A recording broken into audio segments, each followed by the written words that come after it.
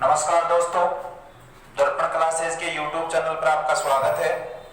हम पढ़ रहे थे 1857 की क्रांति और 1857 की क्रांति से संबंधित दो वीडियो पहले हम देख चुके हैं। आज हम इसी टॉपिक को आगे बढ़ाएंगे और इस क्रांति से संबंधित पार्ट 3 देखेंगे, जो कि एक काफी महत्वपूर्ण टॉपिक है। तो चर्चा करते हैं 1857 की क्रांति के बारे में। दोस्तों, एक चीज अपन ने देखी थी दो पार्टों में कि 1857 की जो क्रांति है उसमें ना ही तो शासक वर्ग ने भाग लिया था, ना ही जो उच्च वर्ग के लोग थे उन्होंने भाग लिया था। यह क्रांति मुख्य रूप से मध्यम वर्ग के लोगों के द्वारा की गई थी। यह प्रश्न अपने फर्स्ट ग्रेड में पूछा भी गया है हिस्ट्री के पेपर में कि निम्न में से कौन से वर्ग ने 1857 की क्रांति में भाग नहीं लिया। तो जो शासक वर्ग था उसने इस क्रांति में भाग नहीं लिया। यह मध्यम वर्ग के लोगों के द्वारा की गई एक क्रांति थी।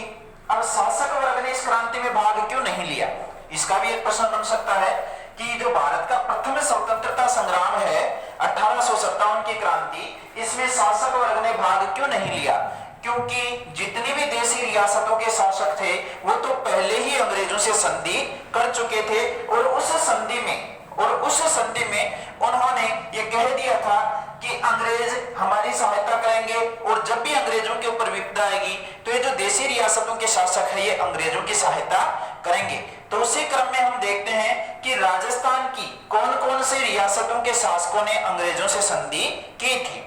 तो हालांकि जब अपन ने पहला पार्ट देखा था उसमें भी ये चर्चा की थी सहायक संधि, आश्रित पार्थक्य की नीति, लेकिन यहाँ पर देखेंगे कि कौन कौन सी रियासतों के शासकों ने अंग्रेजों के साथ संधि की थी। तो देखते हैं, कई बार क्या होता है या तो एक क्वेश्चन या तो एक राज्य या एक रियासत के बारे में क्वेश्चन पूछ लिया जाता है। कई बार सुमेलित करने के लिए क्वेश्चन पूछ लिए जाते हैं कि निम्न को सुमेलित कीजिए, कौन सी रियासत के शासक ने अंग्रेजों के साथ संधि की थी।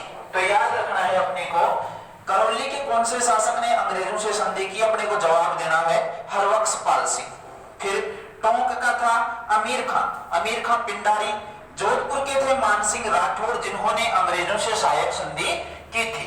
ये अधिकांश जो संधियां हैं 1817 से प्रारंभ होकर 1823 तक पूरी हो चुकी थी। आपने ये भी पढ़ा था कि अंग्रेजों से जो सबसे अंत में संधि की थी वो राजस्थान की सिरोही रियासत ने की थी 11 सितंबर 1823 को। यहाँ के शासक शिव सिंह ने सबसे अंत में क्या की थी, संधि की थी। अब सिरोही रियासत द्वारा सबसे अंत में संधि क्यों की जाती है, यह भी एक प्रश्न है कि सिरोही ने सबसे अंत में संधि क्यों की। क्योंकि जो पहले सिरोही रियासत थी वो मारवाड़ रियासत के अधीन थी और मारवाड़ वालों ने, मानसिंह राठौर ने 2 अप्रैल 1818 को अंग्रेजों से संधि कर ली थी। लेकिन बाद में सिरोही को पृथक रियासत मानते हुए अंग्रेजों ने 1823 में यहाँ के शासक शिव सिंह से क्या की, संधि की। तो ये कुछ नाम हैं यहाँ पर, जैसे उदयपुर के कौन से शासक ने अंग्रेजों से संधि की, तो ये नाम है राजाओं के और रियासतों के। तो एक तो आपको ये याद रखना है। इसके अतिरिक्त एक प्रश्न जो अपनी सेकंड ग्रेड 2016 में पूछा गया था, वो पूछा गया था कि देशी शासकों, देशी रियासतों के शासकों और अंग्रेजों के मध्य जो सहायक संधि की गई थी, उस संधि में मध्यस्थता किसके द्वारा की गई थी। इन संधियों को करवाने में 2 लोगों की बहुत महत्वपूर्ण भूमिका रही है, जिनका नाम यहाँ पर लिख रहा हूं, आपको याद रखना है। वो 2 व्यक्ति कौन थे, कर्नल जेम्स टोड। यह प्रश्न सेकंड ग्रेड 2016 में पूछा गया है कि सहायक संधियां किसके प्रयासों से संपन्न हुई थी। तो एक कर्नल जेम्स टोड था और एक अंग्रेज अधिकारी था जिसका नाम था चार्ल्स मेडफॉक। ये 2 व्यक्ति थे, इनके प्रयासों से यह सहायक संधियां संपन्न हुई थी, जो कि 2016 सेकंड ग्रेड में पूछा गया क्वेश्चन है। तो याद रखोगे, एक तो सहायक संधियों में जो सबसे अंत में संधि की थी वो सिरोही ने की थी। इसके अलावा इन संधियों को किसके प्रयासों से करवाया गया था, कर्नल जेम्स टोड और चार्ल्स मेडफॉक द्वितीय के प्रयासों से ये संधियां संपन्न हुई थी। कर्नल जेम्स टोड का नाम है तो इनके बारे में कुछ बातें पर यहाँ पर देखते हैं, ध्यान रखना। कर्नल जेम्स टोड को राजस्थान के इतिहास का पिता कहते हैं। कर्नल जेम्स टोड को राजस्थान के इतिहास का पिता कहते हैं। तो राजस्थान के इतिहास के पिता कहते हैं कर्नल जेम्स टोड को, जबकि भारत के इतिहास का पिता कहते हैं महाभारत के रचनाकार वेद व्यास को और विश्व के इतिहास का पता कहते हैं, ये पिता कहते हैं हिस्टोरी का ग्रंथ के रचनाकार हेरोडोटस को। तो ये भी आपको याद रखना है। इसके अतिरिक्त कर्नल जेम्स टोड को घोड़े वाले बाबा के नाम से भी जानते हैं। इनका एक अन्य नाम है घोड़े वाला बाबा, जो कांस्टेबल में पूछे जाने वाले क्वेश्चन है। इसके अलावा ध्यान रखना, जो कर्नल जेम्स टोड थे वो मेवाड़ रियासत के क्या रहे थे, पॉलिटिकल एजेंट भी रहे थे। कर्नल जेम्स टोड थे वो मेवाड़ रियासत के क्या रहे थे, पॉलिटिकल एजेंट रहे थे। किसके शासनकाल में इनको बनाया गया था, भीम सिंह के शासनकाल में इनको राजस्थान में मेवाड़ रियासत का क्या नियुक्त किया गया था, पॉलिटिकल एजेंट। इन्होंने ग्रंथ भी लिखा था, annals and antiquities of Rajasthan, एक इन्होंने पुस्तक लिखी थी, the western travels of India. तो ये सारी बातें अपन आगे देखेंगे, लेकिन फिलहाल अपने को याद रखना है कि अंग्रेजों के साथ कौन कौन से राजा ने सहायक संधि की थी, ये राजाओं के नाम है। इसके अतिरिक्त यह संधियां जेम्स टोड और चार्ल्स मेडफोर्ड के प्रयासों से करवाई गई थी। एक बार आप इनको देखिएगा, फिर आगे शुरू करते हैं।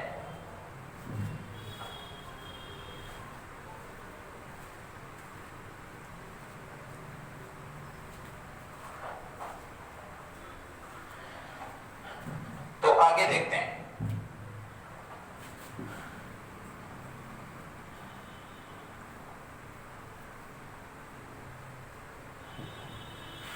अब आगे अपन देखते हैं कि जब 1857 की क्रांति हुई थी तो राजस्थान में स्टेट एजेंसियों की संख्या कितनी थी। अंग्रेजों ने संपूर्ण राजस्थान को 4 स्टेट एजेंसियों में बांट रखा था और वहां पर अपने पॉलिटिकल एजेंट नियुक्त कर रखे थे। तो देखते हैं कि राजस्थान की कौन कौन सी रियासतों में कौन कौन से पॉलिटिकल एजेंट थे। तो इधर एक तरफ अपन रियासत देखते हैं और एक तरफ देखते हैं पॉलिटिकल एजेंट। पॉलिटिकल एजेंट के जो पद की शुरुआत थी अपन ने पढ़ ली थी। पॉलिटिकल एजेंट के पद की जो शुरुआत थी वो लॉर्ड वेलीजली के द्वारा प्रारंभ की गई सहायक संधि का परिणाम था। जो भी रियासत अंग्रेजों से सहायक संधि कर लेती थी, अंग्रेज अपना एक अधिकारी उस रियासत में, उस दरबार में नियुक्त करते थे जिसका नाम हुआ करता था पॉलिटिकल एजेंट, जो उस दरबार से संबंधित, उस रियासत से संबंधित संपूर्ण सूचनाएं एजेंट टू गवर्नर जनरल को संप्रेषित किया करता था। तो देखते हैं राजस्थान की कौन सी रियासत में कौन सा पॉलिटिकल एजेंट था। तो सबसे पहले राजस्थान की एक रियासत है जयपुर। जयपुर रियासत में जो पॉलिटिकल एजेंट था, जयपुर रियासत में जो पॉलिटिकल एजेंट था उनका नाम था मेजर ईडन। इसके अलावा राजस्थान की सबसे प्राचीन रियासत मेवाड़ का जो पॉलिटिकल एजेंट था क्रांति के समय, हालांकि 1818 से लेकर 1823 तक इस रियासत का पॉलिटिकल एजेंट रहा था कर्नल जेम्स टोड, लेकिन ये 1857 की बात है। 1857 के समय मेवाड़ रियासत का जो पॉलिटिकल एजेंट था वो पॉलिटिकल एजेंट था मेजर सावर्स। इसके अलावा, हालांकि ये सारी नॉर्मल बातें हैं, सभी को आती है, लेकिन इनकी रेगुलरिटी रखना जरूरी है।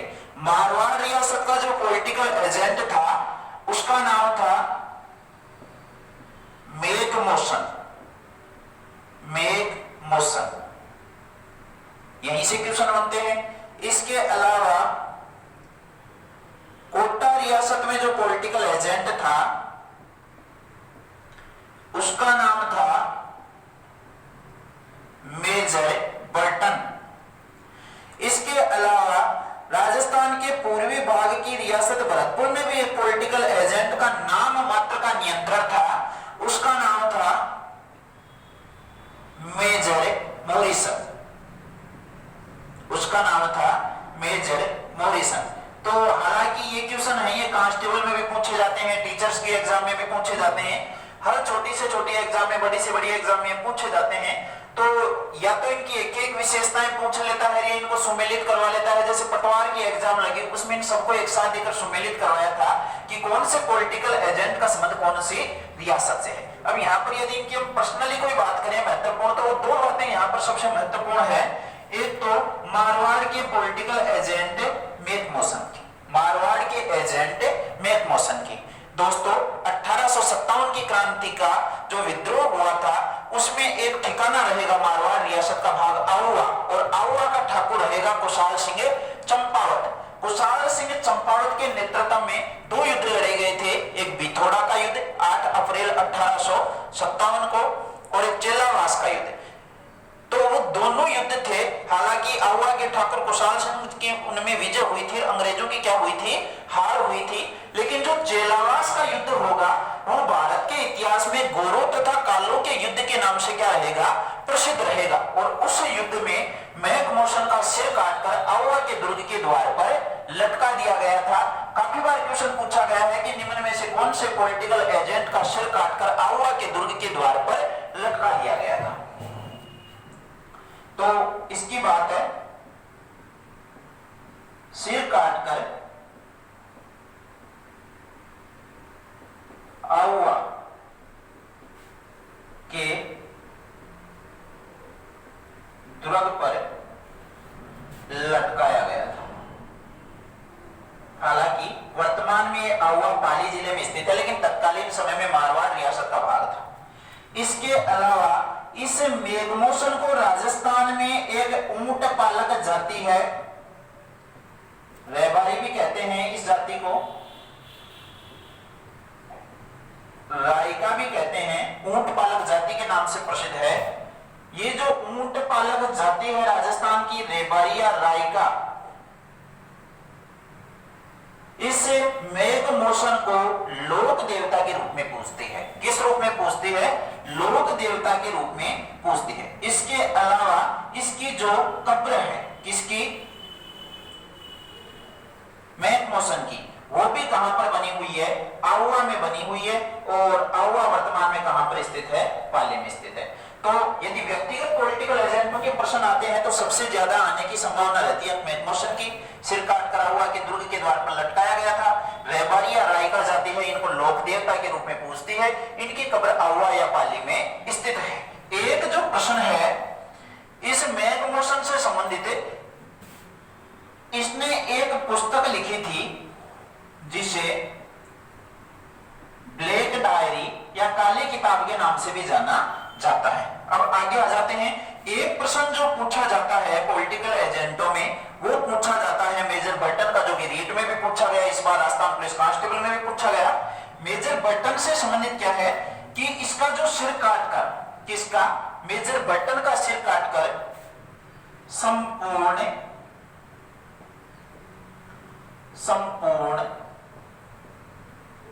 कोटा शहर में घुमाया गया था। संपूर्ण कोटा शहर में घुमाया गया था। तो मैकमोशन का तो सिर काट के दुर्ग पे लटका देंगे, इसको पूरे कोटा शहर में घुमाएंगे। ध्यान रखना, हालांकि हम जब आगे पढ़ेंगे तो कोटा का संपूर्ण विद्रोह देखेंगे। जयदयाल तथा मेहराब खां के नेतृत्व में यहाँ पर क्रांति होती है। इस मेजर बर्टन का सिर काट के पूरे कोटा शहर में घुमा दिया जाता है। इसके पुत्र की भी हत्या कर दी जाती है।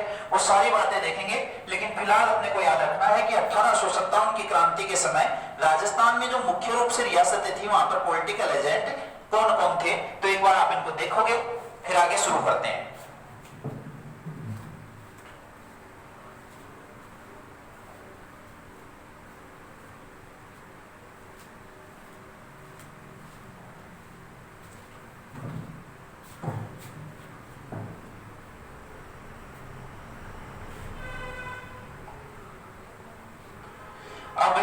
मैंने एक बात जब अपन ने क्लास शुरू की थी तभी कही थी कि 1857 की क्रांति है, इसमें शासक वर्ग ने भाग नहीं लिया था। इसमें शासक वर्ग ने भाग नहीं लिया था। लेकिन इन शासक वर्ग के भाग नहीं लेने में भी कुछ रियासतें ऐसी महत्वपूर्ण रही थी जिन्होंने अंग्रेजों का तन मन और धन से क्या दिया था, साथ दिया था। राजस्थान की एक रियासत ऐसी है 1857 की क्रांति में, वहां के शासक ने तो अंग्रेजों का साथ दिया ही था, साथ साथ वहां की जनता ने भी अंग्रेजों का क्या दिया था, साथ दिया था। तो 2-3 क्वेश्चन है ये महत्वपूर्ण, आप नोट करोगे। एक पॉइंट आपको नोट करना है, 1857 की क्रांति के समय 1857 की क्रांति के समय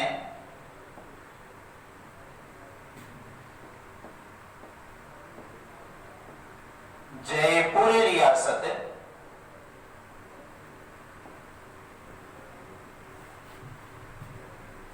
के शासक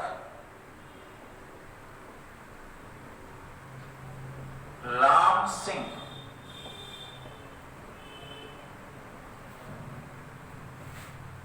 के अतिरिक्त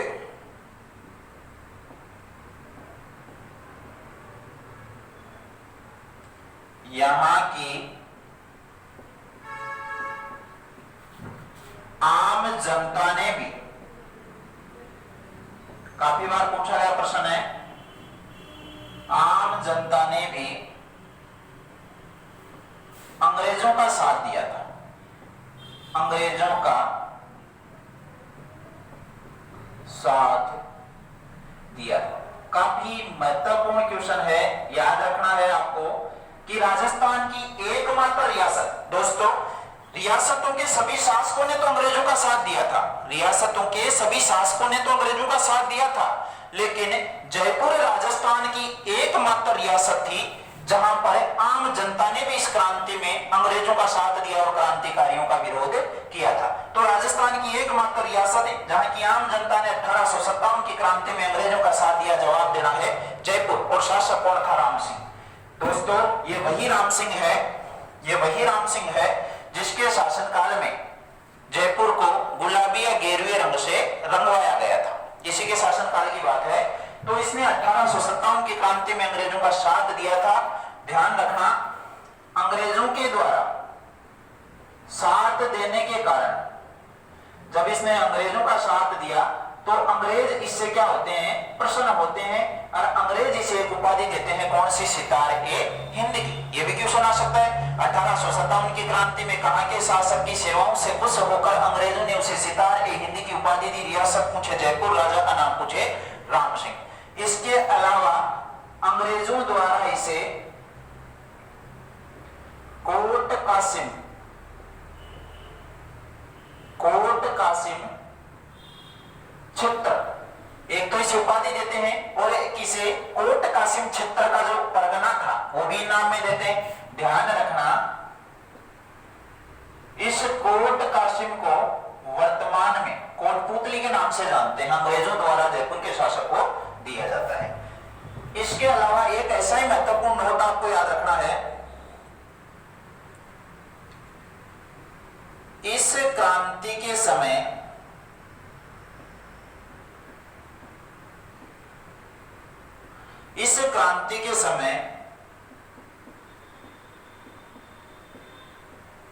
बीकानेर रियासत के शासक, बीकानेर रियासत के शासक, बीकानेर रियासत के शासक ने अपनी सेनाओं को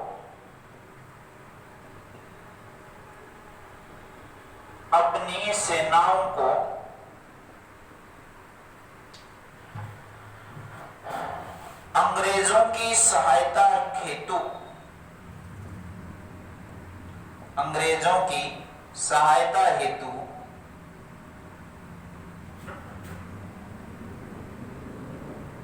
राजस्थान से बाहर भेजा था।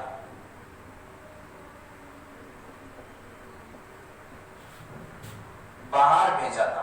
हालांकि सभी रियासतों के शासकों ने अपनी सेनाएं अंग्रेजों को सौंप दी, लेकिन सभी ने जो सेनाएं सौंपी वो केवल राजस्थान तक सीमित रही। लेकिन बीकानेर रियासत के जो शासक थे उन्होंने अपनी सेनाओं को अंग्रेजों की सहायता के लिए राजस्थान से बाहर भी भेजा था। अब तो आपको ये बातें स्पेशल रूप से याद रखनी है, एक तो राम सिंह वाली, एक ये बीकानेर वाली। एक पॉइंट आपको और नोट करना है, वो कौन सा है?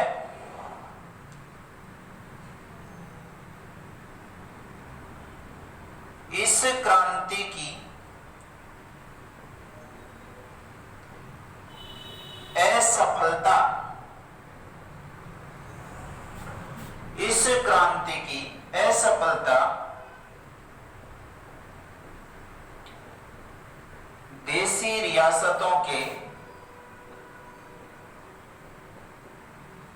शासकों की ही देन थी।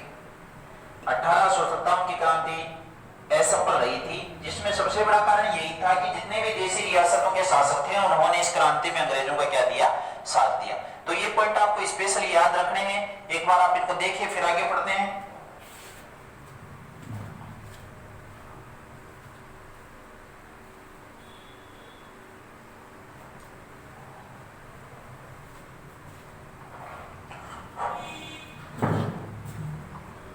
आगे देखते हैं। अब एक प्रश्न जो कि लगभग सभी स्टूडेंटों को आता है और एग्जाम में भी वो कभी कभार पूछ लिया जाता है कि 1857 की क्रांति के समय, 1857 की क्रांति के समय राजस्थान में सैनिक छावनियों की संख्या कितनी थी। तो वो देखते हैं, सबको आता है लेकिन देखते हैं वो भी।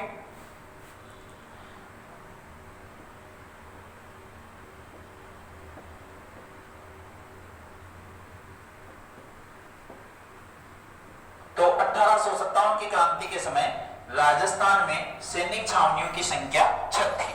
1857 की क्रांति के समय राजस्थान में सैनिक छावनियों की संख्या कितनी थी, 6 थी।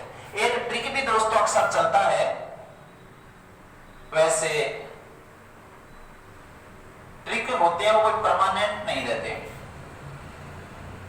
लेकिन फिर भी याद रखोगे आप कि 1857 की क्रांति के समय राजस्थान में सैनिक छावनियों की संख्या 6 थी। वो 6 सैनिक छावनियां कौन कौन सी थी?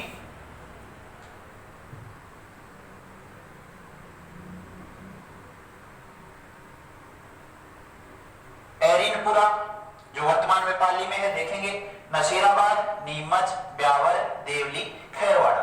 तो इस तरफ देखते हैं कि 1857 की क्रांति के समय राजस्थान में जो सैनिक छावनियां थी वो कौन कौन सी थी। 1857 की क्रांति के समय राजस्थान में सैनिक छावनियों की संख्या 6 थी। तो ये 6 सैनिक छावनियां देखते हैं अपन एक बार।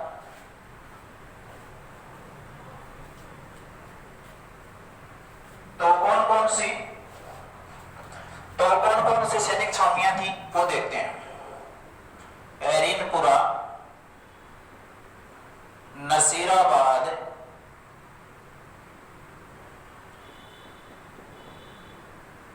नीमच जो कि उस समय कोटा का भाग थी, वर्तमान में मध्य प्रदेश में है, ब्यावर अजमेर में स्थित है, एक टोंक जिले में था देवली, और एक है उदयपुर में खैरवाड़ा। तो 1857 की क्रांति के समय राजस्थान में सैनिक छावनियों की संख्या कितनी थी? 6 थी। ये एरिनपुरा वर्तमान में पाली में स्थित है। नसीराबाद है जहां से 1857 की क्रांति की शुरुआत हुई थी राजस्थान में।